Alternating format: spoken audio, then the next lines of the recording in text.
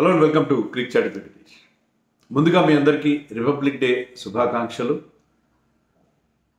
Actually ఈ video ఎక్కువ మంది చూస్తారన్న నమ్మకం నాకు ఏమాత్రం లేదు. చూడకపోయినా పర్లేదు, ఒక మంచి విషయం మీ దృష్టికి తేవాలని వీడియో చేస్తున్నాను. మనకి ఈ రిపబ్లిక్ డే అంటే ఏంటి? మనకి ఒక భారత రాజ్యాంగం బోల్డని హక్కులు కల్పించింది. Right to speak, right to education, right to life, ఇలా మంచి మంచి అనేక హక్కులు మనకి ఫండమెంటల్ రైట్స్ ఉంటాయి కదా, అన్నిటి మనకి అందించింది. వాటికి తగిన సేఫ్ గార్డ్స్ కూడా ఉన్నాయి, వాటిని ఎలా మనం రక్షించుకోవాలనే విషయంలో. కానీ అలాంటి బేసిక్ హ్యూమన్ రైట్స్ లేని పరిస్థితి మనకి క్రికెట్లో ఒకనొక దేశంలో కనిపిస్తుంది. ఆ దేశం పేరు ఆఫ్ఘనిస్తాన్. ఆఫ్ఘనిస్తాన్లో 2021లో మళ్ళీ తాలిబాన్ వాళ్ళు టేక్ ఓవర్ చేశారు. చేసిన తర్వాత అక్కడ పరిస్థితులు ఏంటంటే, అక్కడ మహిళలు క్రికెట్ ఆడడానికి లేదు. సరే, క్రికెట్ ఆడకపోతే పోయారు, క్రికెట్ మేరే గేమ్స్ ఆడకపోతే పోయారు, కనీసం చదువుకోవడానికి లేదు, ఉద్యోగాలు చేయడానికి లేదు. అంటే మహిళల్ని మనుషులుగా చూడట్లేదు. అత్యంత హేయమైన, అత్యంత హీనమైన పరిస్థితుల్లో అక్కడ మహిళలు ఉన్నారు ప్రస్తుతం. చదువు లేదు, ఉద్యోగాలు చేయడానికి లేదు, ఎలాంటి గేమ్స్ ఆడడానికి లేదు. మీన్స్ వాళ్ళు ఇంటి గడప దాటి బయటికి రావడానికి వీల్లేదు. అంత దారుణమైన పరిస్థితి ఉంది. దాన్ని మనం క్రికెట్ పరంగా ఎందుకు చెప్పుకుంటున్నామంటే, ఈ మధ్య మనం వార్తలు చూసాం.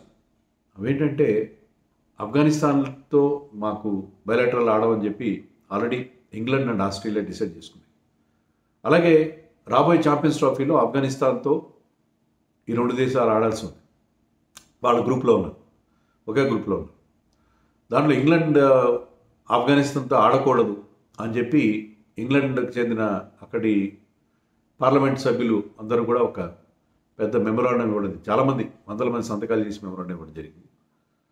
So there is a doubt, వాళ్ళు మ్యాచ్ కన్సిడర్ చేసి వచ్చే 2 పాయింట్లు కూడా వదులుకుంటారు. ఆస్ట్రేలియాతో ఆఫ్ఘనిస్తాన్ జరిగే మ్యాచ్ అది ఇంగ్లాండ్ చేయొచ్చు, ఆస్ట్రేలియా కూడా చేయొచ్చు, సౌత్ ఆఫ్రికా కూడా చేసే అవకాశం అని అంటున్నారు. సో చాలా దీనివల్ల ఛాంపియన్స్ ట్రోఫీకి కొంత పొలిటికల్ ఇబ్బంది ఎదురవుతుంది. కానీ ఆఫ్ఘనిస్తాన్లో పరిస్థితి ఏంటి? అత్యంత దారుణమైన పరిస్థితి. ఈరోజు నేను క్రికిన్ఫోలో ఒక ఆర్టికల్ చదివాను, క్రికిన్ఫో వెబ్సైట్లో. ఇది ఆఫ్ఘనిస్తాన్ నుంచి వలస వచ్చేసి, అంటే ఎప్పుడైతే తాలిబాన్ టేక్ ఓవర్ చేశారో అక్కడ ఉన్న క్రికెటర్స్ ఇద్దరు వలస వచ్చారు. చాలామంది వచ్చారు ఆస్ట్రేలియాకి. దాంట్లో ఇద్దరు వాళ్ళ ఇంటర్వ్యూ, దానికి సంబంధించిన ఒక పాడ్కాస్ట్ క్రికిన్ఫోలో ఉంది, మీరు కూడా చూడండి ఇఫ్ యూఆర్ ఇంట్రెస్ట్. వాళ్ళు వాళ్ళ బాధలు చెప్పుకున్నారు. దాంట్లో అసలు ఆఫ్ఘనిస్తాన్ ఉమెన్స్ క్రికెట్ ఆడారా? నాకు తెలిసి ఒకే ఒక్క ఉమెన్స్ ఇంటర్నేషనల్ మ్యాచ్ ఆడారు. ఇప్పుడు 2012లోనో 14లోనో ఆడారు, ఒకే ఒక మ్యాచ్ ఆడారు. 10లో ఆఫ్ఘనిస్తాన్ ఉమెన్స్ టీం ఫామ్ చేశారు. కానీ అప్పుడు తాలిబాన్ రూల్ లేకపోయినా తాలిబాన్ని థ్రెట్స్ ఎదురయ్యేసరికి వాళ్ళు ఈ మ్యాచ్లో ఆడలేదు. ఉమెన్స్ టీం అయితే ఉండేది. డియానా బారక్జాయ్ అనే ఒక కోచ్ అండ్ కెప్టెన్. ఆమె కూడా ఏంటంటే, మామూలుగా మనకి ఆఫ్ఘనిస్తాన్ క్రికెట్ ఎలా ఫామ్ అయిందో మనకు తెలుసు కదా. ఆఫ్ఘనిస్తాన్లో క్రికెట్కి వాళ్ళకి పెద్ద చరిత్ర ఏం లేదు. ఎప్పుడైతే ఆఫ్ఘనిస్తాన్లో వాళ్ళకి ఆ టర్మాయిల్, ఆ దేశంలో రకరకాల ప్రాబ్లమ్స్ ఎదురైనా అక్కడ చాలామంది శరణార్థులు వచ్చి పాకిస్తాన్లో రెఫ్యూజీ క్యాంప్స్లో ఉండేవారు. ఆ శరణార్థి శిబిరాల్లో వాళ్ళు పాకిస్తాన్లో క్రికెట్ ఆడతారు కదా. శరణార్థి శిబిరాల్లో పిల్లలు ఏంటంటే, వాళ్ళ ఖాళీ టైంలో మిగతా పాకిస్తానీస్తో కలిసి క్రికెట్ ఆడడం స్టార్ట్ చేశారు. ఇప్పుడు మన మొహమ్మద్ నబీ కానీ, రషీద్ ఖాన్ కానీ అందరూ అలా క్రికెట్ నేర్చుకునేవాళ్ళు. శరణార్థి శిబిరాల్లో ఉన్నప్పుడు వాళ్ళు క్రికెట్, అక్కడ వాళ్ళకి క్రికెట్ అబ్బింది, క్రికెట్ మీద మోజు పెరిగాలి. సో ఆ విధంగా ఆఫ్ఘనిస్తాన్ ఆ శరణార్థి శిబిరాల్లో పుట్టిన క్రికెట్ టీం అది. కానీ వాళ్ళు అద్భుతంగా పర్ఫామ్ చేశారు. మనకు తెలుసు ఆఫ్ఘనిస్తాన్ ఎంత బాగా ఇప్పుడు క్రికెట్లో రైజ్ అయిందో మనకు తెలుసు. సో అలాగే ఈ బరక్జాయి కూడా అనే మహిళ కూడా అక్కడే శరణార్థి శిబిరాలు నేర్చుకుని ఆమె చాలా పైనియర్గా చెప్పుకోవచ్చు. ఆమె కోచ్గా టీంకి చాలా. కానీ ఆమె కూడా ఇప్పుడు ఆస్ట్రేలియా వెళ్ళిపోయింది. ఆమెతో పాటు చాలామంది ఎమర్జెన్సీ వీసాలు తీసుకుని ఆస్ట్రేలియా ఇష్యూ చేయడంతో వాళ్ళు దేశం నుంచి పారిపోయి ఆస్ట్రేలియా వెళ్ళిపోయారు. సో ఈ వాళ్ళ మెన్స్ టీం అంత అద్భుతంగా పర్ఫామ్ చేస్తూ మనకు తెలుసు. మొన్న రీసెంట్గా వాళ్ళు 2024 లాస్ట్ ఇయర్ T20 వరల్డ్ కప్లో సెమీస్ కూడా క్వాలిఫైర్. అంతకుముందు 2023 వన్డే వరల్డ్ కప్లో కూడా they have performed extremely well. So Afghanistan cricket team, men's team అంచెలంచెలుగా ఎదిగి చాలా అద్భుతమైన పర్ఫార్మెన్స్ ఇస్తున్నారు. వాళ్ళు మిగతా టీమ్స్తో గట్టిగా పోటీ పడుతున్నారు, బాగానే ఉంది. కానీ ఉమెన్స్ టీం సంగతి ఏంటి? ఉమెన్స్ టీం పరిస్థితి ఏంటి? ఉమెన్స్ టీంకి అసలు ఉనికి అనేది లేకుండా అయిపోయింది.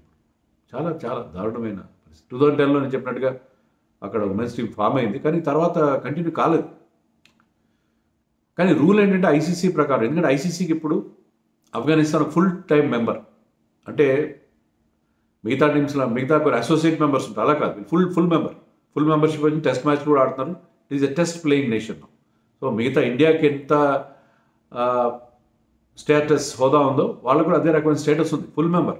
కానీ ఫుల్ మెంబర్స్కి ఏంటంటే ఐసీసీ నిబంధనల ప్రకారం ఉమెన్స్ టీం కూడా ఉండాలి, ఉమెన్స్ టీం కూడా అన్నింటిలో పార్టిసిపేట్ చేయాలి. కానీ ఆఫ్ఘనిస్తాన్లో ఆ పరిస్థితి లేదే. ఉమెన్స్ టీం ఉండడం ఏంటి అసలు? ఉమెన్స్ టీం అనే ఊసెత్తడానికే లేని పరిస్థితి ఉంది అక్కడ. సో ఇది ఒక రకంగా అపార్థైడ్. ఒకప్పుడు మనం సౌత్ ఆఫ్రికాని అనేక సంవత్సరాల పాటు బహిష్కరించారు. ఐ థింక్ 1970s నుంచి 1992లో ఇండియానే మొదటిసారి మళ్ళీ అపార్థైడ్ నుంచి బయటకు వచ్చిన తర్వాత నెల్సన్ మండేలా తోనే అక్కడ ఈ జాతి వివక్ష, అపార్థైడ్ అంటే జాతి వివక్ష, రేషియల్ డిస్క్రిమినేషన్, అది పోయి మళ్ళీ నార్మల్ ప్రభుత్వం ఏర్పడిన తర్వాత 1992 వాళ్ళకి మళ్ళీ ఇంటర్నేషనల్ క్రికెట్లో రీఎంట్రీ దొరికింది. సో అలాగే 1991-92లో రీఎంట్రీ వచ్చింది. అలాగే ఉమెన్స్ ఇక్కడ కూడా అపార్థైడ్ లాంటిది ఒక జాతి వివక్ష, మహిళల్ని కంప్లీట్గా మహిళల మీద ఒక దారుణమైన వివక్షకు గురవుతున్నారు మహిళలు అక్కడ. మరి వాళ్ళ మీద కూడా శాంక్షన్స్ విధించాలి అని చెప్పి అన్నారు. అందుకనే ఆస్ట్రేలియా, ఇంగ్లాండ్ లాంటి దేశాలు వాళ్ళతో బయలేటరల్ ఆడడం కంప్లీట్గా ఆడట్లేదు. వాళ్ళు ఐసీసీ ట్రోఫీస్ ఆడతారు, అవి కూడా ఆడతారు ఇప్పుడు అనేది అదే కదా సమస్య. సో ఆఫ్ఘనిస్తాన్ ఉమెన్స్ టీంకి ఫండింగ్ కూడా జరిగింది. ఎందుకంటే ఐసీసీ మామూలుగా మిగతా దేశాల్లో క్రికెట్ డెవలప్మెంట్ కోసం ఆఫ్ఘనిస్తాన్ కూడా $50 మిలియన్ వాళ్ళకి ఆఫ్ఘనిస్తాన్ క్రికెట్ డెవలప్మెంట్ కోసం ఇచ్చినప్పుడు 25 మంది ఆఫ్ఘన్ మహిళా క్రికెటర్స్ కూడా 2020లో కాంట్రాక్ట్స్ దొరికాయి. అంటే వాళ్ళకి అమౌంట్ వచ్చింది, ఫండింగ్ జరిగింది. కానీ 2021లో 2021లో ఎప్పుడైతే తాలిబాన్ వాళ్ళు టేక్ ఓవర్ చేశారో మళ్ళీ అంత స్టాండ్ స్టిల్ అయిపోయింది. ఉమెన్ క్రికెట్ ఆడడానికి వీలేదు. అప్పుడే వీళ్ళు పారిపోయి బయటకు వచ్చేసారు. నేను చెప్పిన ఫిరూజా అమీని, బెన్ఫాషా హషీమి అంటే వాళ్ళు వచ్చేసారు. చాలామంది వచ్చేసి ఇప్పుడు ఆస్ట్రేలియాలో వాళ్ళు క్లబ్ క్రికెట్ ఆడుతున్నారు. ఎప్పటికైనా ఆస్ట్రేలియాలో లీగ్స్ ఆడాలని వాళ్ళ కోరిక. తర్వాత ప్రవాసంగా ఉండే, ఎందుకంటే వాళ్ళ మెన్స్ టీం కూడా వాళ్ళకి అక్కడ గ్రౌండ్స్ అవి లేవు ఆఫ్ఘనిస్తాన్లో. మన ఇండియాలో హోమ్ గ్రౌండ్ చేసుకుని లేకపోతే దుబాయ్లోనూ హోమ్ గ్రౌండ్ చేసుకుని వాళ్ళు ఆడతారు. అలాగే మేము కూడా ప్రవాసంగా ఉంటూ టీం చేయాలని వాళ్ళకి ఒక కోరిక ఉంది. అలాగే బిగ్ బ్యాష్ లాంటి లీగ్స్లో, ఉమెన్స్ లీగ్లో, WBBLలో ఆడాలనే వాళ్ళకి కోరిక ఖచ్చితంగా ఉంది. మరి అవి నెరవేరాలి కదా, దానికి ఫండింగ్ కూడా కావాలి. సో చాలా ప్యాథటిక్ సిచ్యుయేషన్. సో ఇలాంటిది ఒక పరిస్థితి ఉందని మనకు తెలియదు కదా. ఆఫ్ఘనిస్తాన్లో ఇంత దారుణమైన పరిస్థితి ఉందని నాకే తెలియదు, అంతగా ఇంటర్నేషనల్ పాలిటిక్స్ ఫాలో. వాళ్ళకి శాంక్షన్స్ విధించారు. మరి బ్యాన్ చేయాలా మనం? అన్ని దేశాలు ఆఫ్ఘనిస్తాన్ని ఆడకుండా పోవాలా? మనం ఆఫ్ఘనిస్తాన్తో క్రికెట్ ఆడకుండా మెన్స్ టీంని కూడా బ్యాన్ చేయాలి? అది ఎవరు కోరుకోవట్లేదు, ఈవెన్ ఈ మహిళలు కూడా కోరుకోవట్లేదు. ఏంటంటే మాకు వాళ్ళే ఒక ఆదర్శం, ఇన్స్పిరేషన్. వాళ్ళు బాగా ఆడుతున్నారు, ఏదో ఒక రోజు వాళ్ళు మా కాజ్ని వాళ్ళు టేకప్ చేయాలి, మా గురించి వాళ్ళు పోరాడాలి, మా గురించి వాళ్ళు కొంతెత్తి మాట్లాడాలి అని చెప్పి. కానీ చేస్తారా వాళ్ళు? రషీద్ ఖాన్ చేస్తాడా, లేకపోతే మహమ్మద్ నబీ చేస్తాడా? ఎవరు చేస్తారు? ఎందుకంటే వాళ్ళకి ప్రాబ్లం ఏంటంటే వాళ్ళ ఫ్యామిలీస్ అక్కడ ఉన్నాయి. వాళ్ళు ఏమన్నా ఇలాంటి కాంట్రవర్షియల్ స్టేట్మెంట్స్ ఇస్తే వాళ్ళ families will be in trouble. So అందుకని వాళ్ళు కూడా అలా ఆడే పరిస్థితి లేదు. సో చాలా దారుణమైన పరిస్థితి. మరి ఐసీసీ ఏదో ఒక సొల్యూషన్ తీసుకురావాలి. అంటే క్రికెట్ ఒకటే కాదు, అక్కడ జనరల్గా అక్కడ మహిళలకు ఎదురవుతున్న దారుణమైన పరిస్థితి గురించి ఏదో ఒకటి చేయాల్సిన అవసరం. అది మీకు జస్ట్ ఆ విషయం మీకు దృష్టికి తీసుకురావాలి అనే ఉద్దేశంతో వీడియో చేస్తున్నాను.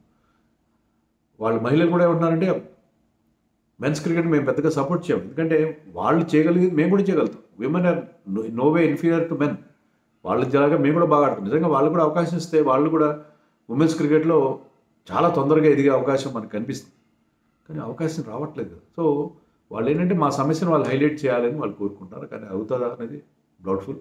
ఐసీసీ కానీ ఇండియా లాంటి ఒక స్ట్రాంగ్ క్రికెట్ బోర్డు కానీ రాజకీయాలు పక్కన పెట్టి ఒకసారి వాళ్ళ అక్కడ మహిళలకు ఎదురవుతున్నారు దారుణమైన వివక్ష, వాళ్ళని మనుషులుగా చూడకపోయిన పరిస్థితి ఉంది. దాని గురించి ఏదో ఒకటి చేయాలని నేను కోరుకుంటున్నాను. జనరల్గా మాట్లాడుతున్నాను వీడియోలో. మరి మీకు నచ్చితే మీరు కూడా లైక్ చేయండి. తర్వాత మీ కామెంట్స్లో మీ అభిప్రాయాలు ఏంటో కూడా చెప్పండి.